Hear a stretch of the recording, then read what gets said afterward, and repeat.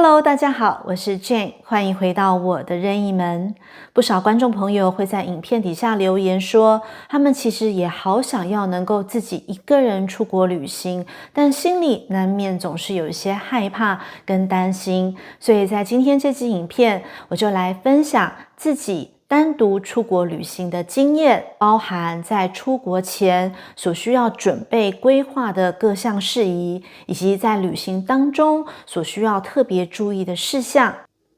希望这支影片能够帮助到想要规划第一次单独出国旅行的你。其实一个人的旅行并不困难，只要做好这些准备，就能够带给你十分特别而且美好的旅游回忆哦。那我们开始吧。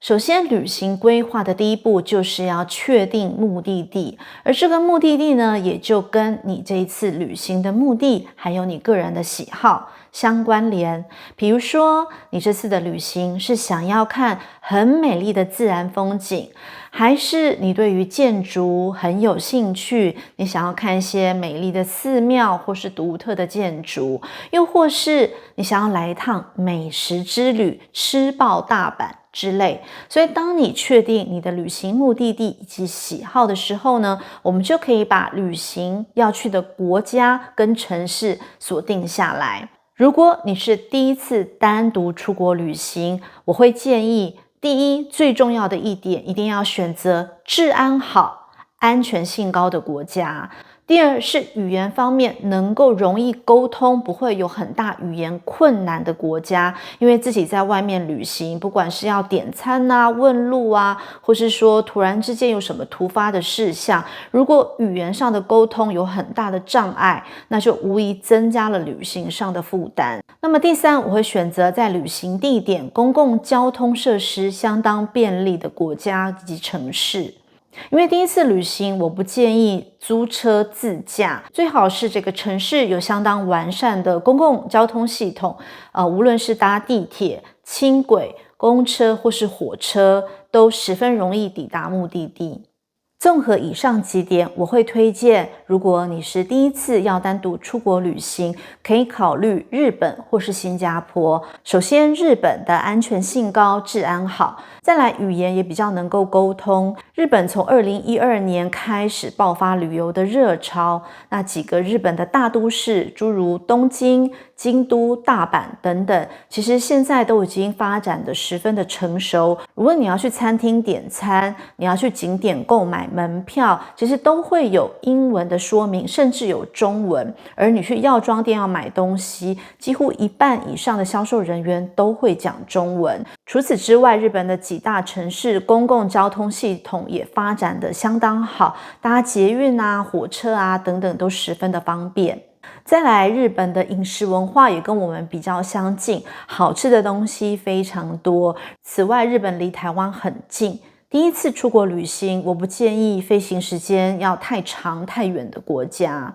除了日本之外，新加坡也是一个理想的第一次出国旅游地点。首先，新加坡也是离台湾很近。此外，大家都知道新加坡的法律非常的严明，所以呢，治安相对的良好，一个人去旅行也比较安全。那么在语言方面呢，因为新加坡的官方语言是英文，所以呢，到哪里都可以用英文交流。而且新加坡呢，他们有独特的 Singlish， 它的发音跟腔调呢，也比较像华语，会有些啊、啦这样子。This is much nicer. This is better. No, this one nicer. This is better. 讲起英文来也感觉比较有亲切感，而且也有不少的华人可以用华语来沟通。那么在以交通啊、整洁度啊跟台湾的距离方面，新加坡也是一个很理想的第一次单独出国旅行的地方。那我们确定了旅行的地点，我们就可以开始来做这一次的行程规划。举例来说，如果今天我们想要去东京，那我会建议在第一次的旅游天数不要太长，我们可以规划东京3天2夜，这样子的你的压力也不会太大，预算方面也能够控制的比较好。那如果是我自己要规划到一个没有去过的国家城市，我会先在网络上面看相关的文章， Google 打东京3天2夜自由行攻略，之类的关键字，然后我会看3篇不一样的部落客所写的文章，然后我也推荐大家上 YouTube 看至少3个不一样的 YouTuber， 然后看他们的行程规划。因此呢，透过网络上详细的文字说明，还有我们实际看到影片上所呈现，就能够更好的帮助你来规划这次的行程。譬如哪一些景点是你有兴趣的，哪几间餐厅是你想吃的，或是有哪一些住宿的地点你觉得相当的不错。那或甚至呢，你可以完全的 copy 某一个 YouTube 影片的行程，那就按照这个行程来走，那也是非常方便的一个选择。好，那如果我们把这3天2夜大致的行程都安排好了，那接下来呢，我们就可以来订机票，然后订 hotel， 还有相关的一些交通旅游的票券。那么在住宿方面，我会推荐住在交通方便的地方。比如说在9月份的时候，我第一次去京都，我就订了在京都车站只要走路5分钟距离的饭店。因为第一次到一个陌生的国家，不熟悉的城市，还是选择交通方便的地点，那么你的压力，你的通勤时间会小很多。除了机票住宿之外，如果有一些比较优惠的交通卡，也可以提前的购买好。那除此之外，另外很重要的就是通讯了，所以事先买好 SIM 卡。那我会推荐现在的 eSIM 卡其实都很方便，那你就省去了还要开手机换 SIM 卡的步骤。那么除了机票、住宿、交通之外呢，根据你要去的国家，还是要再次确认是不是需要申请签证。我强烈建议大家把这些资讯呢都截图下来，然后存在手机里面的我的最爱，或是你可以再开一个资料夹，比如说东京之旅，那把这些相关的资讯都放进去。那么另外我也建议大家，除了在自己的手机里面有存放这些资料，那么你也可以在 LINE 选择一个你信任的亲人或是朋友或是你的伴侣，那在 LINE 里面开一个相簿，把你这次旅游的这些资讯全部都丢到那个相簿里面。那这个好处就是因为毕竟你是单独一个人去旅行，不管是你的爸爸妈妈、兄弟姐妹或是伴侣，会知道你所有的行程规划、你的班机、你的住宿资讯。而且万一你在旅游途中突然想要找相关的资讯，但是你拍了太多的照片在相簿里面一时找不到，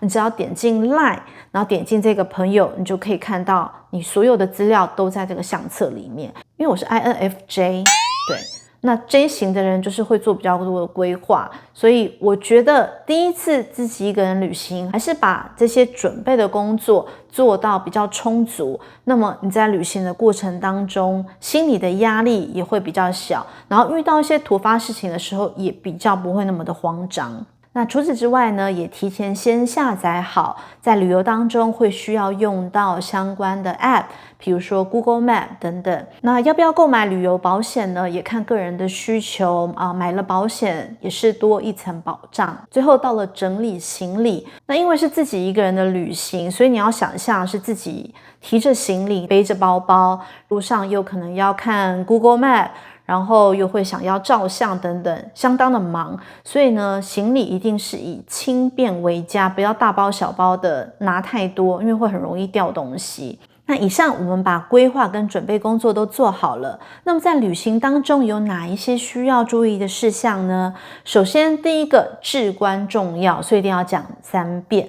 安全安全安全。个人出国旅行最重要的就是保护好自身安全，随时保持警惕。要去太过偏远、人烟稀少的地方，那我自己是晚上最晚8点前就一定会回到 hotel， 那我就不会再出门了。除此之外，对于陌生人保持警惕，千万不要轻信陌生人，即使他们看起来很亲切，千万不要因为一时的好奇心或是贪图一时的便利，因为在旅游过程当中，即使你是在治安很好的地区，也还是会有坏人，也还是会有犯罪的事情发生。那么这些人瞄准了你是人生地不熟的观光客，而且又是单独的一个人，所以可能会有人跟你搭讪闲聊之后就会 offer 说那你下一站要去哪里啊？不然我开车送你好好了，还是你是自己一个人啊，那要不要晚上跟我的几个朋友们一起吃饭啊，或是我推荐可以带你到当地一个很棒的酒吧，真的这些千万不要。